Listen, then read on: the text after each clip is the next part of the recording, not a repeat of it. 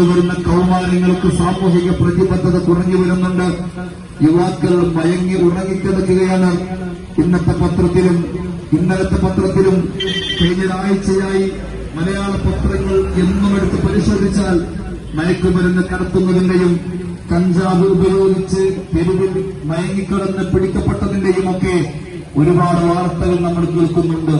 നമ്മുടെ രാജ്യം, നമ്മുടെ മലയാളമെന്ന് മയക്കുമരുന്ന് വിപണനത്തിന്റെ താവളമായി മാറിയിരിക്കുന്നു എന്നത് പേടിപ്പെടുത്തുന്ന വാർത്തയാണ്. പ്രിയപ്പെട്ട സഹോദരന്മാരെ, മനുഷ്യരെ സംബന്ധിച്ചിടത്തോളം അവന് സ്വന്തത്തോട് ചില ഉത്തരവാദിത്തങ്ങളുണ്ട്. അതോടൊപ്പം സമൂഹത്തോട് ഉത്തരവാദിത്തമുണ്ട്, രാജ്യത്തോട് ഉത്തരവാദിത്തമുണ്ട്.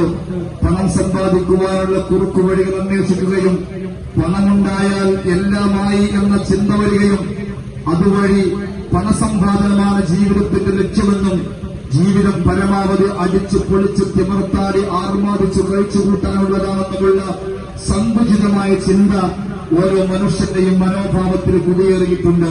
ഞാനും എന്റെ ഭാര്യയും അവരുടെ പൊന്നും ഞങ്ങളുടെ മക്കളുമെന്ന ഏറ്റവും കുടുസായ മാനസികാവസ്ഥയിലേക്ക് നമ്മുടെ സമൂഹം ദിനേന എന്നോണം ചുരുങ്ങി വരികയാണ്.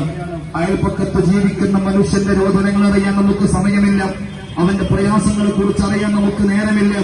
ഫ്ളാറ്റ് സംസ്കാരത്തിലേക്ക് നമ്മുടെ ഗ്രാമങ്ങളിൽ നിന്ന് പ്രിയപ്പെട്ട സഹോദരന്മാരെ നമ്മുടെ പണക്കൊഴുപ്പ് നമ്മൾ തിരിച്ചുവിട്ടപ്പോൾ സംഭവിച്ചത് എന്താണെന്നറിയോ നിങ്ങൾ?